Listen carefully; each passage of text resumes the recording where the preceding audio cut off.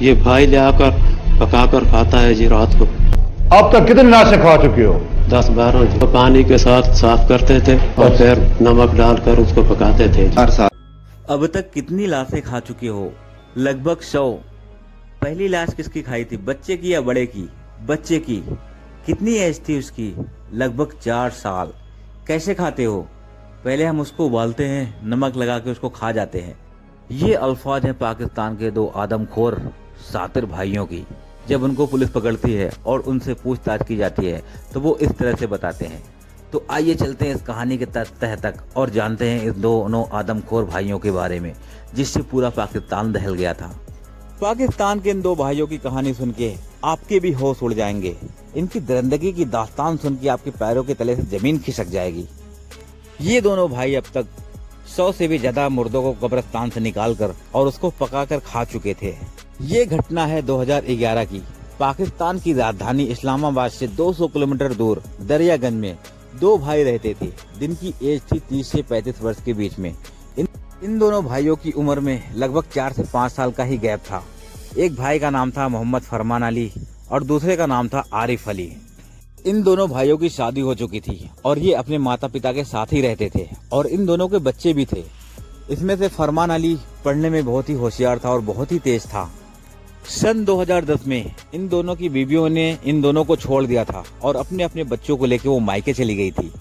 और इन दोनों की बीवियों से जब पूछा गया कि इनको छोड़ा क्यों, तो उनकी बीवियों ने बताया कि ये दोनों घर में आते थे और मारपीट करते थे और बच्चों को भी मारते थे और घर से कई कई दिन गायब रहते थे। ना ही घर में खर्चा देते थे, ना ही घर का ख्याल रखते थे। कई कई दिन तक घर वापस नहीं आते थे। इसी वजह से इन दोनों की बीवियों ने इनको छोड़ दिया था। अब ये दोनों भाई बिल्कुल अकेले रह रहे थे। साथ में इनके माता पिता और एक बहन थी। फिर अचानक से 2011 में पाकिस्तान में एक ऐसी घटना घटती है जिससे पूरा पाकिस्तान दहल जाता है और ये बात आग की तरह पूरी दुनिया में फैल जाती है। दरअसल ये दोनों भाई जहाँ रहते थे उसी के जस्ट बगल में एक कब्रिस्तान था और उसी कब्रिस्तान में उस रात को एक 24 साल की लड़की को दफनाया गया था। इस लड़की का नाम था सारा परवीन, जो कि कैंसर के चलते इसकी डेथ हो गई थी। लड़की के घर वाले लड़की को दफनाकर अपने अपने घर चले जाते हैं और अगले दिन सुबह जब वो वापस से आते हैं कब्रिस्तान पर, तो कब्रिस्तान को देख के वो चौंक जाते हैं। कब्र का शेप बिल्कुल बिगड़ा हुआ था। जिस तरह से वो बना के गए थे वो उस तरह से नहीं थी। किसी कॉर्नर से मिट्टी हटी हुई थी, किसी कॉर्नर पे मिट्टी ज्यादा थी। कब्र को देखने के बाद ये बात तो बिल्कुल क्लियर हो गई थी कि कब्र के साथ कुछ न कुछ छेड़खानी की गई है। कब्र को देख के घर वालों को शक होता है और उन्हें लगता है कि कब्र को किसी न किसी ने खोदा है जरूर। इसी शक के बिहाफ पे घर वाले सब इकट्ठा होते हैं और आपस में राय बात करते हैं और सब फैसला लेते हैं कि कब्र को खोद के दोबारा से देखा जाए, कहीं कुछ गड़बड़ तो नहीं है। मोहल्ले से ही 2-4 मजदूर बुलवाए जाते हैं और कब्र को खोदना स्टार्ट किया जाता है। मोहल्ले वालों की भीड़ लगी होती है। हर किसी के मन में एक सवाल रहता है कि ऐसा क्यों किया जा रहा है। हर किसी के मन में ये सवाल कुरेद रहा था और सब लोग बहुत ही बेसब्री से खड़े होके देख रहे थे और कब्र के खुदने का इंतजार कर रहे थे। आखिर वो घड़ी आ गई और अचानक से सब लोग हक्का बक्का हो गए। सबके पैरों के तले से जमीन खिसक गई। जब कब्र का आखिरी परत हटाया जाता है, कब्र को खोदा जाता है और देखा जाता है कि उसके अंदर तो लाश ही नहीं है। उसके अंदर से लड़की की लाश गायब थी। उन दिनों पाकिस्तान में ऐसे बहुत सारे केस आ चुके थे जिसमें अगर किसी जवान लड़की की या औरत की मृत्यु होती थी तो कुछ लोग उसको निकाल के उसके साथ छिड़कानी करते थे, लाश के साथ दरिंदगी करते थे। तो हर किसी के मन में बस यही ख्याल था कि लड़की के साथ निकाल के लाश के साथ कुछ न कुछ गलत हुआ है, उसके साथ छिड़कानी की गई है, लाश के साथ दरिंदगी की गई है। लड़की के घर वाले बिल्कुल परेशान हो जाते हैं। उनको समझ नहीं आता है कि अब क्या किया जाए। लड़की के घर वाले परेशान रहते हैं और उसके बाद वो पाकिस्तान पुलिस के पास जाते हैं और इस घटना की रिपोर्ट पुलिस में दर्ज कराते हैं और ये खबर धीरे धीरे पूरी दुनिया में आग की तरह फैल जाती है। इस तरह की घटना सुन के पाकिस्तान पुलिस भी तुरंत ही हरकत में आ जाती है और वो तुरंत ही इन्वेस्टिगेशन करने लग जाते हैं और कब्रिस्तान के आसपास रह रहे हर एक इंसान से, एक एक बच्चे से पूछताछ करना स्टार्ट कर देते हैं। आखिरकार पुलिस के हाथ एक सबूत लग ही जाता है। उन्हें एक शख्स मिलता है जो उन्हें बताता है यहीं पास में एक घर है, उस घर के लोग टोने टोटके बहुत करते हैं और अक्सर रात रात को कब्रिस्तान में घूमते हुए देखे जाते हैं। पुलिस फौरन हरकत में आ जाती है और उस शख्स को लेकर उस घर पे पहुंच जाती है। घर के अंदर जाके देखती है तो यहाँ पे कोई और नहीं बल्कि यहाँ पे दो भाई रहते हैं। वही दोनों भाई जिसका नाम था आरिफ और फरमान। दोनों भाई अपनी माता पिता और एक बहन के साथ रह रहे होते हैं। उस घर में मौजूद हर एक शख्स से पुलिस पूछताछ करती है, उनसे राज जानने की कोशिश करती है, लेकिन पुलिस वालों को वहाँ से कुछ भी नहीं मिलता है। बातचीत करने के बाद पुलिस वाले अब वापस जाने का प्लान बनाते हैं और वो जैसे ही घर से निकल रहे होते हैं, एक पुलिस कांस्टेबल की नजर पड़ती है एक चींटियों के झुंड पे। चींटियां बहुत सारी होती हैं, एक झुंड बना के घर के बिल्कुल सामने की तरफ जा रही होती हैं। सामने मौजूद होता है 2 कमरों का एक घर जिसमें ताला लगा हुआ होता है। अब उस कमरे को देखकर पुलिस को थोड़ा शक होता है। पुलिस वाले दोबारा अंदर जाते हैं और फिर से पूछताछ स्टार्ट करते हैं। पुलिस पता करती है कि वो सामने घर किसका है, तो पूछताछ करने पे पुलिस वालों को पता लगता है कि वो कमरा आरिफ का है और आरिफ अभी घर पे मौजूद नहीं है। पुलिस फरमान अली से घर का चाबी लेती है और जाती है उस कमरे को खोलने के लिए। पुलिस जैसे ही कमरे को खोलती है, सामने का मंजर देख के सब लोग दंग रह जाते हैं। दरअसल उस कमरे में एक बड़ा सा पतीला रखा होता है जिसमें कुछ चीज पका के रखा गया था और उसके पास में एक छोटा सा पटरा, लकड़ी का पटरा रखा होता है जिसमें मीट वगैरह काटते हैं। वहाँ पे पास में एक छोटी कुल्हाड़ी रखी होती है और एक बड़ी सी चाकू रखी होती है। लकड़ी के पटरे के ऊपर मीट के छोटे छोटे मांस के टुकड़े लगे होते हैं, सेम कुल्हाड़ी पे भी और चाकू पे भी लगे होते हैं। वहीं साइड में एक चारपाई रखी होती है और चारपाई के नीचे एक बड़ी सी बोरी रखी होती है। रेंगती हुई चूटियों का झुंड उसी बोरी के पास जाके रुक रहा था। जब पुलिस बोरी को निकलवाती है और निकलवा के उसको खुलवाती है तो सबके पैरों के तले से जमीन खिसक जाती है। दरअसल बोरी के अंदर उसी 24 साल की लड़की की लाश होती है जिसे उस रात दफनाया गया था। लड़की का एक पैर कटा हुआ था और लाश को देखने के बाद उनके परिवार वालों के पैरों के तले से जमीन खिसक जाती है। सब लोग रोने पीटने लगते हैं। अब पुलिस को लाश बरामद हो चुकी थी और सबूत भी मिल चुके थे। पुलिस तुरंत ही दोनों भाइयों को गिरफ्तार कर लेती है और वहाँ पे लड़की की लाश जो थी और जितने भी सामान आसपास रखे हुए थे सबको उठा के फॉरेंसिक लैब में जांच के लिए भेज देती है।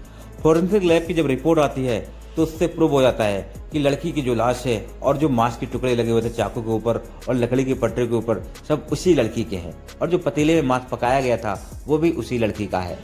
ये खबर पूरे पाकिस्तान में आग की तरह फैल जाती है और अब लोगों में दहशत का माहौल है और उस गांव के लोग बहुत ही डरे सहमे होते हैं जिस गांव में दोनों भाई रहते हैं।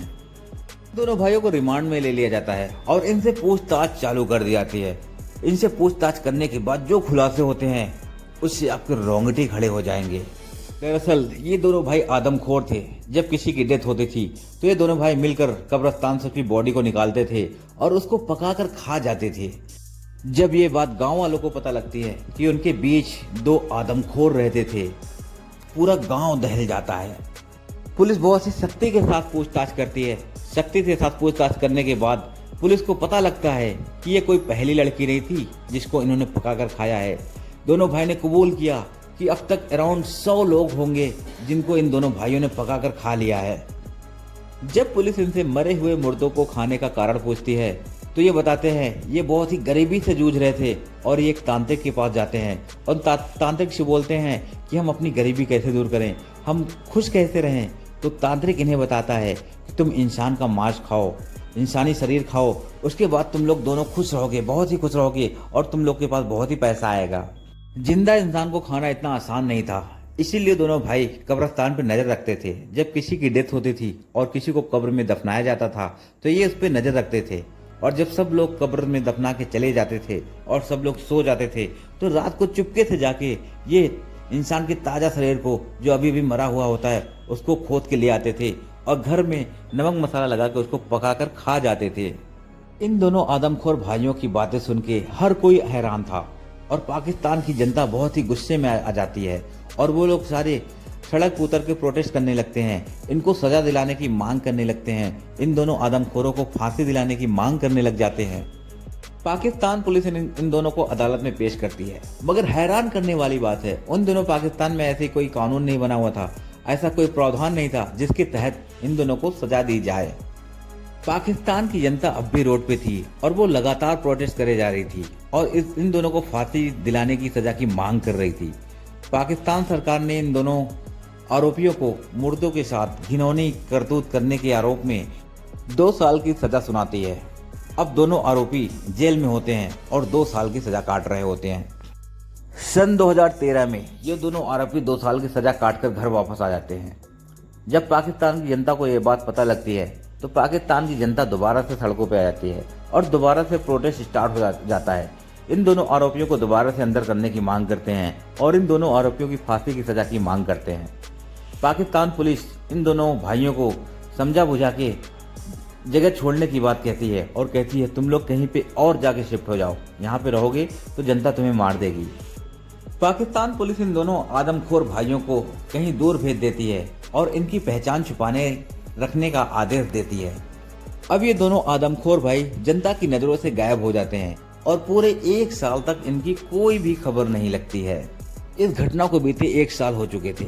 अचानक रात में पुलिस के पास एक कॉल आती है और उन्हें एक आदमी कंप्लेन करता है कि उनके घर के पड़ोस में एक घर है, उसमें से बहुत ही बुरी बदबू आ रही है। पुलिस अपनी टीम को लेकर फौरन उस जगह पे पहुंच जाती है। पुलिस उस घर को खुलवाती है तो घर का दरवाजा जैसे ही खुलता है पुलिस देखती है सामने एक 35-36 साल का शख्स खड़ा हुआ है। पुलिस तुरंत ही अंदर एंटर करती है घर के और चारों तरफ तलाशी लेना स्टार्ट कर देती है। थोड़ी देर चारों तरफ नजर दौड़ाने के बाद पुलिस को एक कमरा बंद दिखाई देता है। पुलिस उस शख्स से बोलती है इस कमरे को खोलो। तो वो शख्स जो होता है वो थोड़ा सा घबरा जाता है और उस कमरे को खोलने से मना करने लगता है। जब पुलिस थोड़ा सा सख्ती करती है, चाबी लेके उस कमरे को खोलती है तो सामने का मंजर देख के वहाँ जितने भी लोग होते हैं उनके पैरों की तले से जमीन खिसक जाती है। सामने फर्श पे एक मासूम बच्चे का कटा हुआ सर पड़ा हुआ होता है और पास में ही एक बर्तन में उसका जो शव है मांस के टुकड़े रखे हुए होते हैं। पूछताछ में पता लगता है कि ये शख्स कोई और नहीं, वही शख्स है जो पहले कई लाशों को खा चुका है। वही शख्स था, उसका नाम था आरिफ। पुलिस सख्ती के साथ पूछताछ करती है और उससे दूसरे भाई का पता पूछती है। अब पुलिस दोनों भाइयों को गिरफ्तार कर लेती है और गिरफ्तार करके फिर से जेल के अंदर डाल देती है।